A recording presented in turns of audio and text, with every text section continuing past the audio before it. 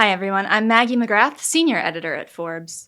Fewer Americans plan to travel for their vacation this year, but joining us now is the CEO of a company that could provide an alternative solution. He is Michael Wolf. He is the CEO of ResortPass, a company that gives people access to resort amenities for a fee without needing to stay overnight. Michael, thanks so much for joining us. Thanks for having me. So I just kind of gave the elevator pitch for ResortPass, but how would you describe what you do? Yeah, so ResortPass enables day access to the hospitality industry. So you're not staying overnight at a hotel, but you can use the amenities, things like pools, cabanas, spa, fitness, wellness, even the rooms just for the day. And the underlying premise is that there's a lot of excess capacity within the hotel layer. So hotels are so smart when it comes to revenue management, yield management of the room product, but they've never applied those same lessons to the rest of the hotel. And that's where we come in.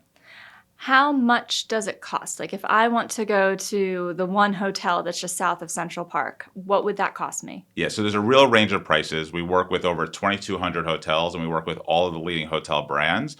So we work with really accessible hotels that could start at $25, and we work with some of the more luxury hotels that could be 200 plus per day. And how much does this add to the hotel's revenue? How accretive is it? It's incredibly creative. And the reason being is that hotels have really gotten to the point where they've maximized room prices. So for anyone who's traveled recently, room rates are kind of at the all-time highs. But hotels don't really have a way of now increasing their revenue beyond that because they've gotten to the point where they don't really even think that they can push room rates that much higher. So hotels are now saying, hey, how do we monetize other spaces in the hotel? And I think they look at the airline industry with a lot of jealousy. So airlines have monetized every square inch of the airplane. Of course, if you've flown, whether that's the luggage, whether that's the food and beverage, internet, and essentially hotels have never done that. Now, the cool part is, for what we do, is that the ancillary revenue we generate is great for the hotel, but it's also great for the user. So the airline, you're probably not that happy about those kind of additional fees, whereas for us, what we do is we're creating this new consumer experience, which we could talk more about, which is really different versus kind of what goes on in the aviation industry. I was going to say, I've heard you use that airline analogy in other interviews, and as someone who flies a lot, I resent every last time I'm nickel and dimed by the airlines. And in fact, I'm loyal to one brand specifically so I don't have to pay for my seat, so I don't have to pay for that extra baggage or the internet or everything that has a price tag to it. So is there a possibility that charging people for day access or pool access could be dilutive to a company's brand? I don't think so. And remember, even at the most luxurious hotels in the world today, people might come in who are not staying at the hotel to have a drink at the bar, or maybe eat at the restaurant, or maybe go to the spa. And today, none of those hotel guests who are staying overnight necessarily are worried that the person next to them is not staying at the hotel. In fact, I would argue it's accretive to the experience because when you travel, you really want to engage with kind of what's local and what it feels like to be authentically there. And I think having more people who are local actually increases that. Are the local residents your consumer, or is it the folks who are in Airbnbs and just want the pool? Or I've heard you talk about folks who they check out of a hotel, the flight's not until much later. I think we've all had that experience, and then you're kind of stuck. Is it equal among those constituent groups? It is. It's actually, so it's all of those use cases. And I think that's a surprising piece about the business is that we are this local experience. And on the local side, what I love to think about is we all walk by and drive by hotels every single day. And we just assume as a local that there's not really a way for us to interact deeply with those properties. And yet, and this is the actual statistic, 97% of people who stay overnight at a hotel will stay at that hotel once in a lifetime. And yet you might live down the block or a few miles away and could have a much more ongoing relationship. So that's kind of the local use case. And then the traveler use cases, you talk about Airbnb. Every day, 3 million people check out of an Airbnb. And where do they have to go? It's 11 a.m. Their flight out's not until 10 p.m. Instead of sitting in an airport all day, they have this bonus day of their vacation. So it really is split amongst both kind of use cases, both the local use case and when you're traveling. But the central core that unifies all of them is this incredible day of rest and recharge. And that's really what the consumer brand stands for. There's not a single platform out there that stands for that single day and that feeling we like to talk internally of the vacation brain, the idea of that you're going away without getting away. And that's kind of what ResortPass really stands for. I'm interested in the day use. I've definitely done that traveling for work. You go somewhere, you're on an Amtrak for several hours, you want to refresh, and you just want a few hours in a hotel. Are people using ResortPass for that? They are. We have a property here in New York City, the Hilton Midtown, and they've done a really great job of branding, I think, what they do. So they have this day room and the ability to kind of use a room for a recharge for the day, but they've done it in really specific ways. So they have a shop and drop package. So let's say you're shopping in Midtown, you want a place to rest for a few hours, maybe leave some of your bags. Or they have a pre-Ziegfeld theater package, and the Ziegfeld theater is this beautiful theater. And maybe you're, live in Connecticut, you work in Midtown, and you want a place to take a shower and change for your night out, having a show at the Ziegfeld. So people use it a lot. Actually, that's one of our fastest-growing parts of the business. So was that something that the Hilton chief operating officer came up with, and then you guys met, or was this you met with their executives, you pitched ResortPass, and came up with these packages? Yeah, so a lot of times the ideas are kind of collaborated between the hotel brands and us. And in Hilton, where we have a very deep relationship, they actually came to us and said, hey, can we do a bigger play with the rooms for the day? And we see a lot of excess capacity, even though a hotel could be sold out, but there's a lot of the hours in between where the hotel rooms are empty. And that's, again, an asset that's unutilized. And so we've kind of started launching a lot more rooms for the day with Hilton and many other brands. What are the conversations like with the hotel brands? Are you getting inbound interest, or is it you approaching them saying, hey, this could add 10% to your revenue? Yeah, it's both. It's both our kind of an outbound motion and an inbound. As we've grown, there's been a lot more inbound, so a lot more hotels are reaching to us. And again, we now work with every major hotel brand in the United States, just to give you a sense. Every major flag we work with. And I think the reality is that hotels love the revenue, and they don't just love the direct revenue we're sending, but our guests spend a lot on food and beverage as well. Because remember, our guests are by definition coming for the day. So the overnight guests might stay on premise of the hotel, but they often go off premise. Our guests spend more money actually at the hotel than the overnight guests, because their whole purpose of being there is to spend all their time on the property. The reality of all this is that the hotels see our revenue not just as incremental revenue, but incremental gross margin or even bottom line. Gross margin for them, but what are the margins like for you at ResortPass? Yeah, so we're a marketplace, so we just have a take rate. So we basically generate the revenue, send the vast majority of that to the hotels, and we keep a little bit for ourselves. Are you profitable? We're profitable many months of the year. We have a little bit of seasonality to our business, but we're still focused on growth right now, over just profitability. So talking about seasonality, I frame this conversation with Americans traveling less this summer. Is summer your big season, or is it actually shoulder season that's more popular? Yeah, so summer season is our biggest season of the year. But what we're seeing is we have less seasonality every year to the business. And the reason being is that we're doing more and more across the hotel surfaces. So we started, and what we got known for largely is around the pool, but we're doing a lot more with spa, which example is a year-round SKU, actually picks up a little bit in the winter, or the rooms for the day, or programs and activities that happen, as well as geographic expansion. So as we go more into the southern hemisphere, their summer obviously is our winter, so it mitigates the seasonality. So I think I heard you say earlier this year that you add 100 hotels a month, or what's the growth rate? Yeah. So we add 100 hotels every single month. Like I said, the hotel relationship we have is incredibly strong. I've been in marketplace businesses for 20 years and grown many different categories. What is so incredible about this is the hotels just want to go deeper with us. And the reason why is that 95% of the hotels we work with have never offered day access. So by definition, we're creating fully incremental revenue, and they love it because we get to handle all of it for them. And so there's kind of really, it's what I love about the business so much, is that it's so accretive to the hotels and to the user. Now, you mentioned the Southern Hemisphere, and again, I frame this conversation about Americans traveling, but how global is your business? Yeah, so 90% of the business in the United States, 10% is in an additional 30 countries. We're seeing a lot of our strongest growth in a lot of those countries, and you'll see us kind of expand even more globally into 26. How important is that, given what we've heard from the Trump administration about tourism and a potential tourist fee for international travelers? Yeah, so I think the good news is so much of our business is local. So no matter what happens with the people actually getting on airplanes, we have so many people who can enjoy the product locally. And so we see strength when the economy is good, and we see the strength when the economy is a little bit more troubled.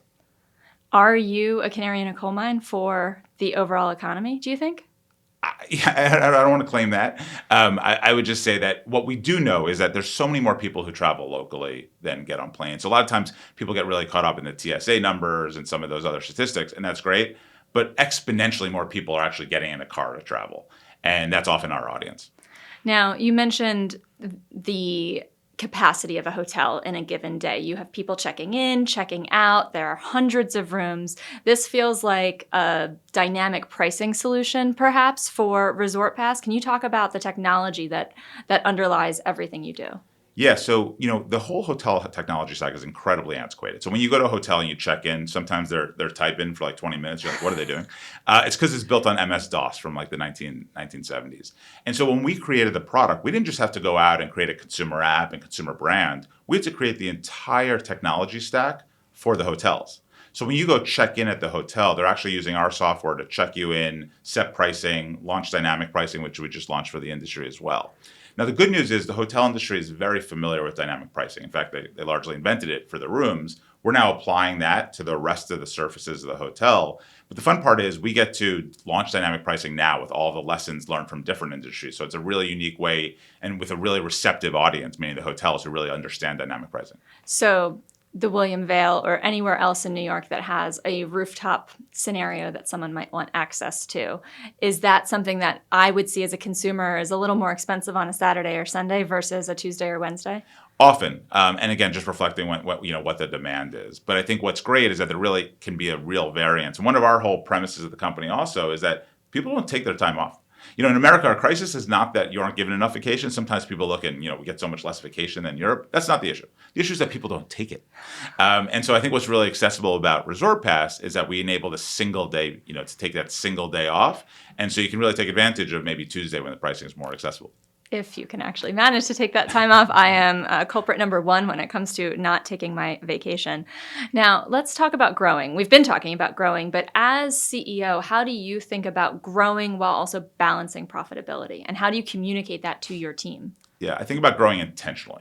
So we're building a category, super ambitious. I've been doing startups for 20 years. This is what I do. This is what's fun. But I also think that being in New York, you have a mentality of growing a real business. So I love the West Coast and startup world out there, but I think they approach things a little bit differently. I think in New York, we're a little bit more focused on, again, creating great businesses and large businesses, but doing it in a little bit more sometimes of a rational way.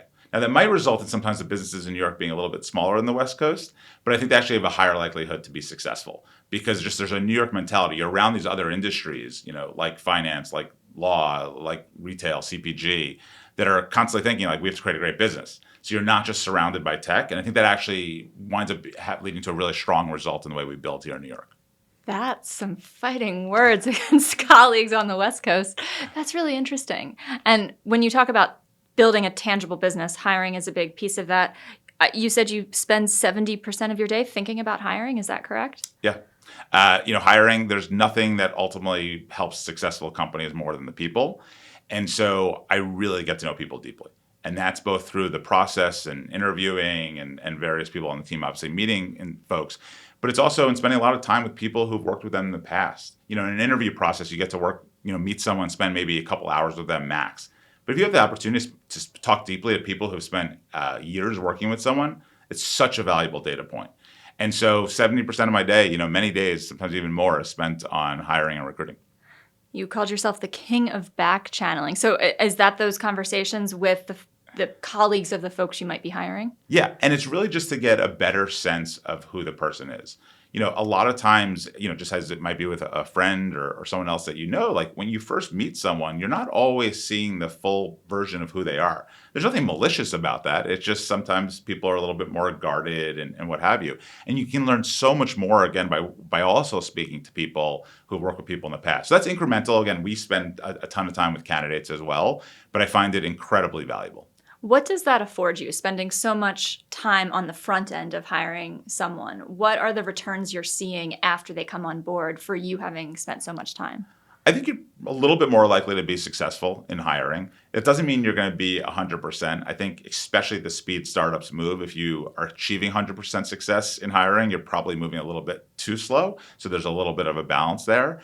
But I think the key is, you really want people coming in where they have no expectations on day one in either direction. So you don't have any surprises and they don't have any surprises. I think that's like what makes for a really good, hiring and onboarding.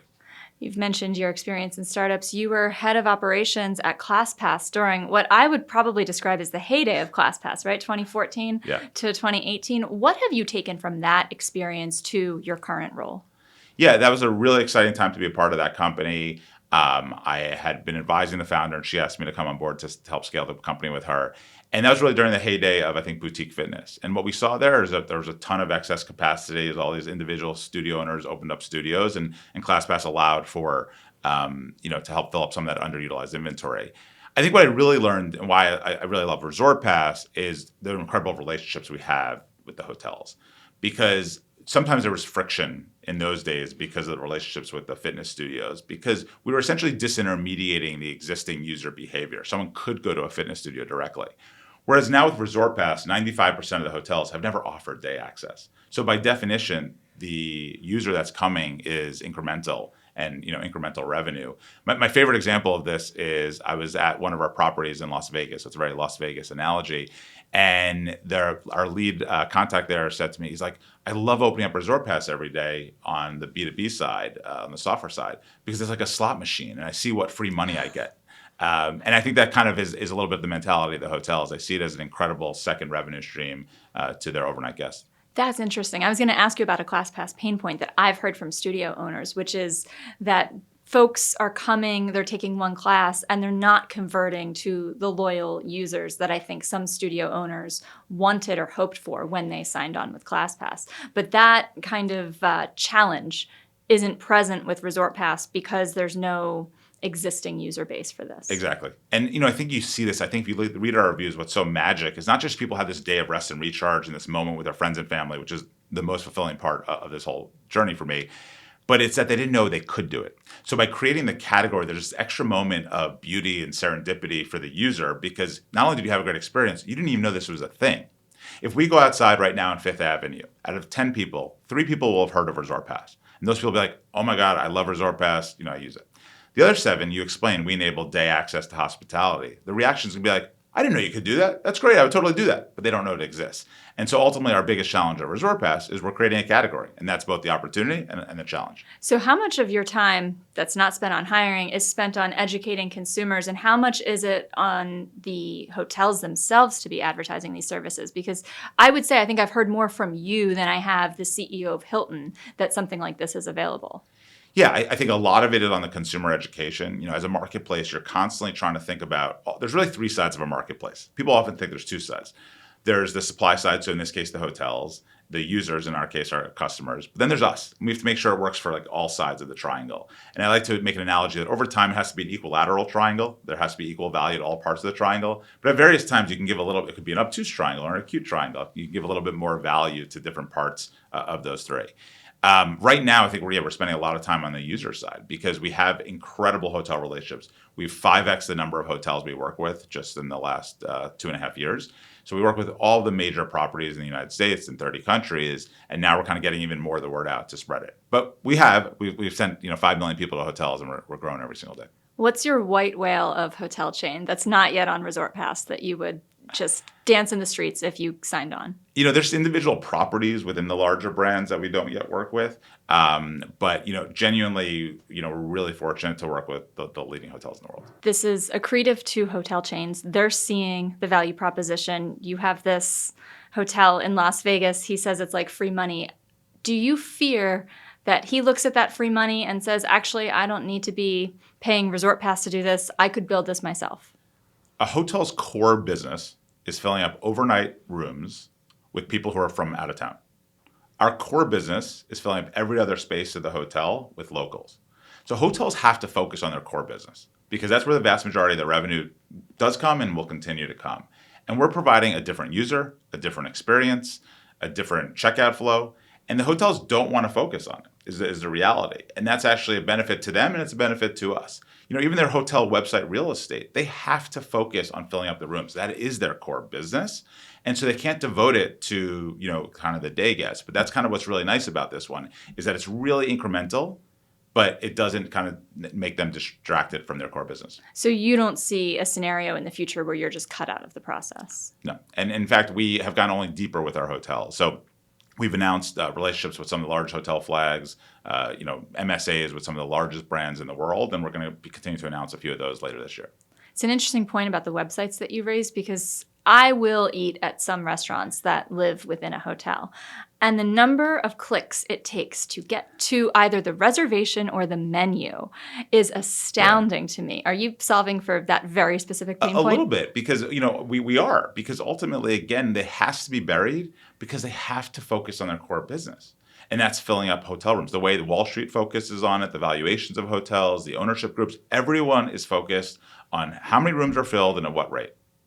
And so that's what's so beautiful about our business is it's incremental revenue. And that's why, again, that example in Las Vegas where they look at it as free money because they're not really having to do any work, but they're getting to see a lot of the benefits of it. And one last thing I'll mention is they also love that we're putting people physically into their hotel. What's the hardest thing of any business? To get someone to physically walk into a business, whether it's a retail business, a hotel, a gym, whatever it might be. And we're helping them do that. And so what's often happening, you'll see this as well, is we're really showing off that property. So maybe next time you have a guest in town, you now have a relationship with the hotel, and you can say, hey, you should actually stay at this local hotel. I go there all the time. It's great. Or maybe when you're traveling and you're checking out of the Airbnb, maybe on the next time you're going to say, hey, this was a great hotel. I'm going to stay there. And we see that in our data, in our reviews all the time. So it really winds up becoming a little bit of that billboard effect. That's a fair point because I have often said that as a New York resident, I never know where to tell people to go because I don't go to the hotels in the city that I live in. Now, we talked about dynamic pricing. How much does AI play into that? And if not at all, how do you think about AI in your business? Yeah, like many technology companies, we're at the point now where AI is basically being infused in every part of our business. So whether that is on the code stack and kind of engineering tools, whether that's in marketing and helping us develop copy, whether that's in some of our sales training. But the reality is the most important part in relationship with AI for us, I think about in a world with AI, is that people are going to want to be offline more. And people are going to want these rest and recharge experiences. So I'm not contrarian to AI and how we use it internally, but I think ultimately about our offline experience, this moment of rest and recharge we provide, that becomes even more important in the future than maybe ever before. As you think about the evolving pieces of AI, I mean, AI writ large involves so many specific pieces of technology that you could apply to your business. You could either contract out or you could build within. What's your strategy when it comes to that? Yeah, we're doing a little bit of both. There obviously are incredible tools now that kind of can be universally applied, and we don't need to out-engineer for an engineering tool or what have you. But there are things that we're developing internally as well around the areas that we specialize in. So, as a reminder, day access didn't exist before us. And so the result of that is the entire data layer, for example, of day access is within our control. So we have hotels calling us all the time, asking us for data about different market clearing prices for access to the pool or a cabana or a spa. And that's fascinating to me because in the hotel industry, there is so much data about the room product, but it's never applied to all these other services. We're developing it, and so there's a lot that we can do with that data model that we're working on right now. And it's changing at a rate that can sometimes be distracting. How do you know when it's time to implement a tool versus wait and see versus just ignore entirely? Well, I think the speed of it, the real result for me on that is retesting some of the tooling. So there's a tool in the CRM world that we tested a year ago. It wasn't ready. It really didn't add enough value. Now it's more relevant for us. And so that's, I think it's really being open-minded that the same thing that didn't work maybe 18 months ago might be prime time now for us. So we kind of go through that cycle. Oh, that's interesting. So that requires some flexibility. It's not like you make a decision once, but you kind of have to return to it again and again. Exactly. Going back to hiring, you mentioned you want the world's best talent. How do you control for that? Yeah, I don't know if I can control for it, but I invest in it to get as close as I can. And so when I refer to world's best talent, I want to be clear what that means to me and us at ResortPass. It's people like incredible at their craft, whatever the discipline that is, whether that's marketing or engineering or product management, and a good human being. And it has to be both. And I think sometimes, our hiring process might be a little slower, but it's because we haven't violated either of those. At the end of the day, it is nothing but the people. And I sometimes sit in one of our offices, in our office a few blocks away from the studio. I often get the most fulfillment and the most satisfaction when I look out and I see how much people are enjoying working with each other. And the only way to get there is to hire the world's best talent because they have to be incredible at their craft because people really need to respect each other no matter what their discipline. But they also have to really just like sitting next to one another. And I think we've achieved that. How do you do that? Do you watch how they interact with wait staff, or is it that amount of time that you're spending with them? I think it's the amount of time that we're spending with candidates. I think we always run through an exercise so we see a little bit more like what it's like to work together. And we also, again, spend a lot of time getting to know people who've worked with them in the past. I also think I really gravitate towards people who've been through the startup journey before. There's people who've not been through startups who obviously can thrive at startups, but you don't know. But if you've been through this once or twice, you generally know that, and you keep going back to it, even when it's probably not the most appealing career path always. You kind of know that person, has it in them. A lot is difficult about a startup environment, including the rate that the company culture can change. Have you seen the ResortPass culture change as employee count has grown? I think, I took over the business 3 years ago, and we've made a little bit more of a centrality to New York. And I think we're a New York-based company with a New York hustle, with a New York energy and a New York speed. And I think I probably instilled a little bit more in the company. We have people who, we have a number of remote employees as well that we're super supportive of. But I think we've brought a little bit more of a New Yorkness to the company. A New York company through and through. If we were to sit down 1 year from now in summer 2026, Lord knows what the weather will be or what the travel trends will be, what would you hope to report to Forbes that you and ResortPass have accomplished in that time or are working on this time next year? Yeah, so there's this feeling we give people of rest and recharge. And there's nothing that's more fulfilling than reading our reviews and hearing from people on the street and in LinkedIn and emails that I get about that. And we've done that for 5 million people. We're going to do that for many, many more. I won't give us exact projections, but I think that number would be exponentially higher by next summer. And is the long-term goal an IPO or to be privately held for the long term or to be acquired? Do you think about that right now? I don't. I really focus on growing a category. We are at the earliest stages. When we look back on hospitality and we realize that for years people didn't think about the day guest, we collectively will think that's crazy. And so I'm changing that right now. Michael Wolff, thank you so much for sitting down with Forbes.